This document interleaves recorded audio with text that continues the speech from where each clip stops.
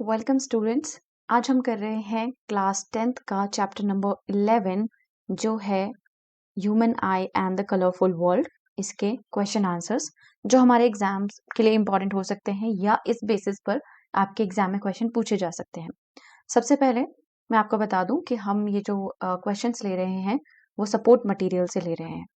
ठीक है, तो सपोर्ट मटेरियल को आप वेबसाइट से डाउनलोड कर सकते हैं। ये हिंदी, इंग्लिश और उर्दू लैंग्वेज में अवेलेबल है।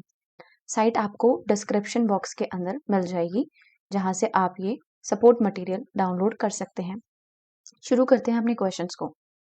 पहला क्वेश्चन मल्टीपल चॉइस क्वेश्चन है जो कहता है the image formed retina of human eye is. जो इमेज है वो कैसे फॉर्म होती है रेटिना पर। ठीक है, तो इसका आंसर आपको देना है। क्या क्वेश्चन है? The image formed retina of the human eye is, कि कैसी इमेज बनती है ह्यूमन आई पर। देखिए, वर्चुअल या इरेक्ट बनती है, रियल एंड इन्वर्टेड बनती है, वर्चुअल एंड इन्वर्टेड बनती है, रियल या इरेक्ट बनती है। देखिए, जब ये है, मान लीजिए ये लेंस है, इसके थ्रू जा रहा है कोई भी लाइट या वगैरह कुछ अंदर। ठीक है, ये कोई इमेज है, इसको आंखों ने देखा और अब इसको रेटिना पर पेश होना है। ठीक है, तो ये कैसी बनेगी? ये कुछ इस तरीके से बनेगी।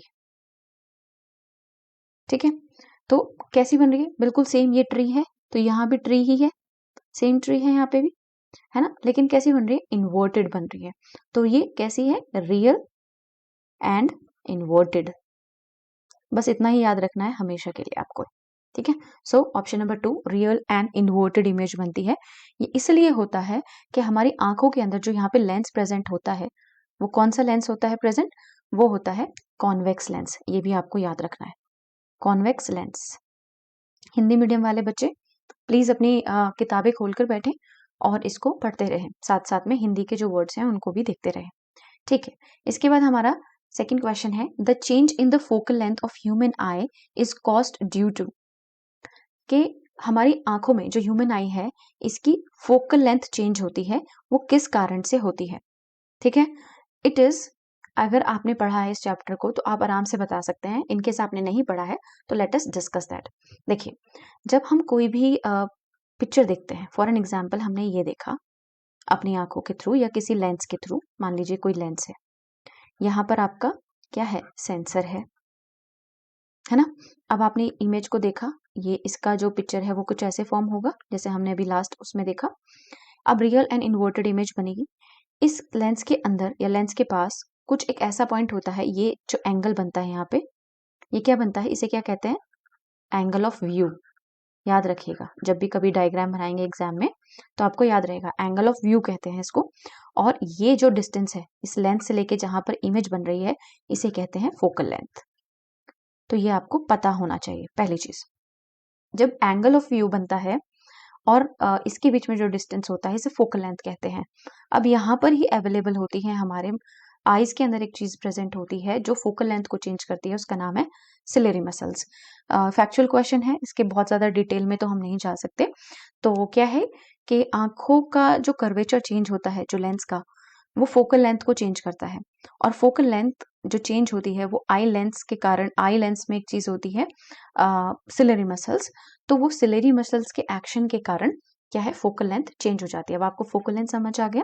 ठीक है, और सिलेरी मसल्स के कारण फोकल लेंथ चेंज हो जाती है।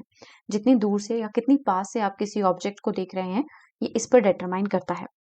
The least distance of distinct vision for a young adult with normal vision is, ये बिल्कुल स्ट्रेट वे आपकी एनसीईआरटी प्लस सपोर्ट मटेरियल में भी दिया गया है।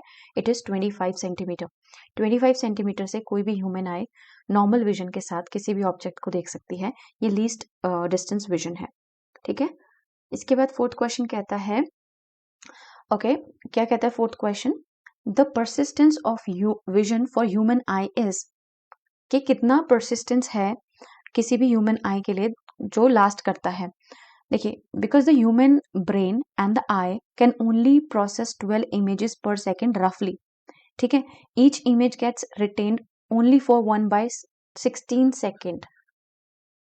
ओके, तो जो विजन है किसी भी नॉर्मल ह्यूमन आई का, हमारी ब्रेन से ही हमारी आईज की जो सेल्स हैं वो अटैच्ड होती हैं।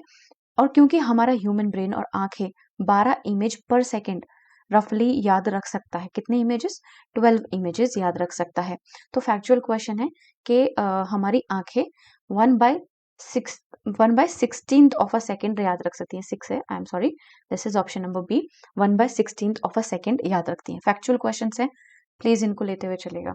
Okay, next question is the light sensitive cells of retina which are sensitive to the intensity of light are. हमारी रेटिना के अंदर दो तरीके के सेंसिटिव सेल्स होते हैं। कहाँ पर? रेटिना पर। और रेटिना कहाँ पर होता है? इस तरफ होता है, आंखों के पीछे की तरफ, है ना। एक बॉल लाइक सॉकेट होता है ना आंखों का, ऐसे। तो ये पीछे की तरफ जो है वो क्या है? वो रेटिना है ना। अब रेटिना पर दो तरीके की सेंसिटिव सेल्स होती हैं जो हेल्प करती हैं हमको लाइट को देखने के लिए या कलरफुल विजन के लिए। तो दो सेल्स हैं। अब वो कौन सी हैं? The light sensitive cells of retina which are sensitive to the intensity of light are. तो ये है आपके rod cells and cone cells. ये दोनों ही सेल्स जो हैं वो आपके सेंसिटिव सेल्स हैं जो रेटिना पर पाई जाती हैं। तो बोथ रॉड्स एंड कॉन्स, ये दोनों ही लाइट सेंसिटिव सेल्स हैं। And cones are sensitive to bright light and are capable of colourful vision. तो कॉन्स क्या है? ब्राइट लाइट, लिख लीजिएगा अपनी बुक के अंदर, ब्राइट लाइट और कलर्स के लिए रिस्पॉन्सिबल होती है, ठीक है। और ये डिम लाइट के लिए रिस्पॉन्सिबल होती है, जो डिम लाइट को सेंस करती है, ठीक है। चलिए next question, a person can not see distinctly object kept beyond 2 metre, this defect can be corrected by using a lens of power. तो हम देख रहे हैं कि एक ऑब्जेक्ट रखा है 2 मीटर की दूरी पर और पर्सन उसको देख नहीं पा रहा है, तो हम उसकी आंखों को कैसे करेक्ट करें? उसके पावर क्या होना चाहिए उसकी लेंस का, ठीक है। इस कंडीशन में क्या होगा? The person can not see the object that are placed far away. जो भी चीज 2 मीटर के आगे की तरफ रखी होगी वो उसको नहीं देख पाएगा, but can see clearly the object that are nearly placed. मतलब कि मान लीजिए कोई एक यहाँ पे एक ग्लास रखा हुआ है, ठीक है। अब यहाँ पर वो ह्यूमन खड़ा है and it is of 5 centimetre या 5 मीटर के डिस्टेंस पर ये ग्लास रखा हुआ है। अब उसको वो नहीं दिखेगा, लेकिन मान लीजिए यहाँ पर ही एक और ग्लास रखा हुआ है और ये इसका डिस्टेंस है 1.5 मीटर्स। अब इसको ये आराम से दिखाई दे रहा है, but is not able to see this, ये नहीं दिखाई दे रहा है, ठीक है। ये जो कंडीशन है इसे नियर साइटेडनेस कहते हैं। क्या कहते हैं इसको? Near sightedness. नियर साइटेडनेस मतलब जहां पर पास का दिखाई दे रहा है लेकिन दूर का दिखाई नहीं दे रहा है। अब जब ऐसी कंडीशन होती है तो वहां पर हम ऐड करते हैं एक टाइप का लेंस जिसे हम कहते हैं कॉनकेव लेंस। कैसी लेंस? कॉनकेव लेंस कहते हैं। और यहाँ पर कैसे करेक्ट कर सकते हैं कि हम उसको क्या दे दें? हम उसको दे दें व्हाट वी से -0.5 डिग्री 5 का व्हाट वी से लेंस, ठीक है। तो जब पर्सन बहुत दूर का नहीं देख पा रहा होता है और पास का देख पा रहा होता है तो उस कंडीशन को नियर साइटेडनेस कहते हैं, जिसे मायोपिया भी कहते हैं, ठीक है। इस कंडीशन में पर्सन को दूर का तो दिखाई देगा नहीं, पास का दिखाई देगा। और इसे हम एक कॉन्केव लेंस को ऐड करने के बाद दे सकते हैं जिसकी पावर होगी 0.5t। ओके, इसके बाद नेक्स्ट क्वेश्चन पर हम आते हैं। हमारा नेक्स्ट क्वेश्चन कहता है a student sitting on the last bench can read the letters written on the blackboard but is not able to read the letters written in his textbook. Which of the following statement is correct? अब हमने ऊपर वाली condition में देखा कि जो बच्चे हैं वो जो पर्सन है उसको 2 मीटर के आगे का नहीं दिख रहा है, मतलब नियर साइटेडनेस है, पास का उसको दिखाई दे रहा है। अब इस कंडीशन में बच्चे को ब्लैक बोर्ड पर जो लिखा है वो तो दिख रहा है, लेकिन जो टेक्स्ट बुक में जो किताब में उसके लिखा है वो नहीं दिखाई दे रहा है। इट मीन्स उसे पास का तो दिखाई नहीं दे रहा है लेकिन उसको दूर का क्लियरली दिखाई दे रहा है, ठीक है। तो इस कंडीशन को क्या कहते हैं? इसे कहते हैं फार साइटेडनेस। फार साइटेडनेस या फिर इसे कहते हैं हाइपर मेट्रोपिया, ठीक है। दो अवस्थाएं हैं, सेम ही नाम है, एक ही कंडीशन है ये, जहां पे बच्चे को दूर का नहीं दिखाई दे रहा, पास का दिखाई दे रहा है। ओके, सो ये ऑप्शन देख लेते हैं। The near point of his eyes have receded away. The near point of his eyes has come closer to him. The far point of his eyes has come closer to him. And the far point of his eyes has receded away. कि भाई जो उसका near point है आंखों का वो recede हो गया है. He is not able to see that. तो इस कंडीशन में क्या होगा, जो ऑप्शन नंबर ए है, जो नियर का पॉइंट है वो उसका रिसीडेड हो रहा है, मतलब उसका कम हो रहा है या इफेक्ट हो रहा है. ठीक है, तो ये कंडीशन बन जाती है. तो near point of his eyes has receded away, near point of his eyes has come closer to him. उसके पास तो नहीं आई है. रिसीडेड का मतलब पीछे हटना है ना, तो उसका जो नियर पॉइंट है, देखने का, पास देखने का पॉइंट है, वो पीछे हट गया है ना, या वो बिल्कुल दूर हो गया है, धुंधला पड़ गया है ना. फार पॉइंट तो उसकी आंखों को क्लोजर, सब कुछ फार पॉइंट्स उसके नॉर्मल है, तो ये नहीं होगा. ऑप्शन नंबर ए इसका करेक्ट आंसर होगा. मेनली जो कॉन्सेप्ट हमको इस क्वेश्चन से सीखना था वो हमने सीख लिया है. ठीक है, next question is okay. A prism ABC with BC as base is placed in different orientation. A narrow beam of white light is incidented on the prism as shown in the figure given below. In which of the following cases, after after dispersion, the third color from the top responds to the color of the sky? ये कह रहे हैं कि एक prism है जो ABC prism है जिसका BC जो है वो बेस है, ये वाला BC जो है वो बेस है और डिफरेंट ओरिएंटेशन में उसको रखा गया है. फिर क्या हुआ कि एक नैरो बीम जो लाइट की है वो उससे पास कराई गई वाइट लाइट की. याद रखना कौन सी लाइट, वाइट लाइट की. ठीक है, तो अब हमें बताना है कि इनमें से कौन सा ऐसा केस है जो लाइट को पास होने के बाद एक थर्ड कलर जो है उसको निकाल के आता है जो स्काई के कलर का है. ठीक है, कौन सा प्रिज्म ऐसी कंडीशन होगी जो स्काई का कलर लेकर आएगा. देखिए, जब भी हम व्हाइट लाइट पास करते हैं किसी भी ट्रांसपेरेंट मटेरियल से, जैसे कि कोई प्रिज्म हो गया है ना, कोई ग्लास हो गया, ग्लास प्रिज्म जिसे हम कहते हैं, तो वो 7 कॉन्स्टिट्यूएंट कलर्स में डिवाइड हो जाता है. 7 कलर्स में, 6 and 7, करेक्ट, जिसे हम विबग्योर के नाम से भी जानते हैं.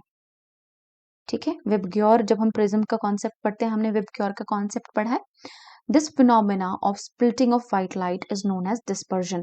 ये जो लिखा है इसे कहते हैं डिस्पर्जन. यानी कि जब कोई भी एक वाइड बीम ऑफ लाइट जा रही है और इसके सामने कोई प्रिज्म रखा हुआ है, तो वो 7 कलर्स में मतलब 7 अलग अलग कलर के रंग जो है वो प्रदर्शित करती है.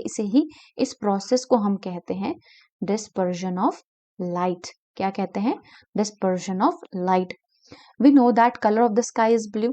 अब स्काई का कलर क्या है, ब्लू है. So the third colour from the top correspond should be blue. तो जो थर्ड कलर आ रहा है, कह रहे टॉप से, थर्ड कलर से, from the top corresponds to the sky colour, यानी कि ब्लू के कलर के समान हो रहा है थर्ड कलर. ठीक है, अब जब हम विबग्योर लिखते हैं, इट मीन्स एक ऐसी कंडीशन बन रही है जहां से ये जो सातों बीम है उसका जो तीसरा पॉइंट है ना, जो तीसरा पॉइंट है वो ब्लू है. इधर वो यहां से हो सकता है, इधर वो यहां से भी तीसरा हो सकता है. जब अब देखिए कंडीशन क्या है, जिस प्रिज्म का BC जो है वो बेस है. अब हम इसको ड्रॉ करके देखते हैं. यहां से आपने एक व्हाइट लाइट पास कर दी, यहाँ पे वो स्कैटर्ड होना शुरू हो जाएगी छोटे छोटे कलर्स में. और जब यहाँ पर पड़ेगी तो किस तरीके से पड़ेगी, वो ऐसे पड़ेगी 2 3 4 5 6 and 7. ठीक है, अब BC बेस है, जो थर्ड कलर है बॉटम से इज ब्लू. मतलब हम ऐसे लिखते हैं ना, VIBGYOR, विबग्योर. तो यहाँ से जो तीसरा है वो क्या है, ब्लू है. So but we need blue colour from the top. इन्होंने कहा टॉप से हमें क्या चाहिए, ब्लू कलर चाहिए. तो हमें क्या करना होगा, इस प्रिज्म को घुमाना होगा टू अ डिग्री ऑफ 180. अगर हम इसको थोड़ा सा उल्टा घुमाएं, मान लीजिए हमने कैसे घुमाया इसको, इस कंडीशन में, इस अवस्था में घुमाया. इसमें नहीं, पहले इसमें देख लेते हैं. अगर इसमें से हमारी लाइट पास हो रही है तो क्या हमें ब्लू कलर मिलेगा, 1 2 3 4 5 6 7 8 7. तो हमें क्या हुआ, यहाँ पे उल्टा जाना है ना, विबग्योर ऐसे करके, तो आ रहा है ऊपर की तरफ, हमें तो नहीं मिल रहा है. लेकिन हमें इस कंडीशन में मिल रहा है। अगर हमें यहाँ से मिल रहा है तो हमें क्या करना होगा, अपने प्रिज्म को बिल्कुल 180 डिग्री पर रोटेट करना होगा। और 180 डिग्री पर जैसे ही हम अपने प्रिज्म को रोटेट करेंगे तो कंडीशन बन जाएगी ये वाली, ठीक है। और इस कंडीशन में हमें क्या मिल जाएगा, हमें टॉप से ब्लू कलर मिल जाएगा, स्काई का कलर मिल जाएगा। तो क्योंकि यहाँ पर क्या है, यहाँ पे रेड कलर आ रहा है ना, तो यहाँ पे रेड नहीं चाहिए हमको, क्या चाहिए, स्काई का कलर चाहिए, यानी कि ब्लू वाली शेड चाहिए। और ब्लू वाली शेड हमें जब मिलेगी, जब हम इसको 180 डिग्री रोटेट कर देंगे, so this will be the condition, यहाँ पर हमको मिलेगा ऑप्शन नंबर 2 के अंदर, ठीक है। Okay, now moving towards the next question, and यहाँ पर आपके ऑप्शन थे, तो option number B is the correct answer. Okay, next question है आपका, at noon the sun appears white as. तो दोपहर के टाइम में सन जो है बिल्कुल आपके ओवरहेड होता है, सर पर होता है, तो आपको सन कैसा दिखता है, व्हाइट जैसा दिखता है। ये ऐसा क्यों होता है, तो जब यहाँ पर जो लाइट्स हैं, जब सन यहाँ पर होगा तो उसकी जो लाइट्स हैं वो नून के टाइम पे सबसे कम वो होंगी, स्कैटर्ड होंगी। बाकी के टाइम पे वो फैली हुई होती हैं। जब स्टार्टिंग में सूरज निकलता है, जब वो ड्रॉपलेट्स पे पड़ता है तो वो काफी सारी जगह पर फैलता है और वेबक्योर जैसी शेड देता है। लेकिन जब वो बिल्कुल पीक पर होता है दोपहर के टाइम पे, तो वो व्हाइट दिखता है। क्यों दिखता है, क्योंकि जो लाइट्स हैं वो कम स्कैटर्ड हो रही होती हैं, ठीक है। लाइट्स जो हैं वो कम स्कैटर्ड होती हैं, क्योंकि वहां पर हवा की जो है वो कमी होती है, लाइट के अंदर जो हवा ट्रेवल करती है ना वो कम होती है, जिसके कारण लाइट्स भी कम स्कैटर्ड होती हैं। और स्कैटरिंग जो है वो बेसिकली थ्रू डस्ट होती है, या जितने भी पार्टिकल्स प्रेजेंट होते हैं एयर में उसके थ्रू होती है। लेकिन आफ्टरनून में जो एयर है वो भी कम होती है, जिसके कारण लाइट्स जो है वो कम स्कैटर्ड होती है।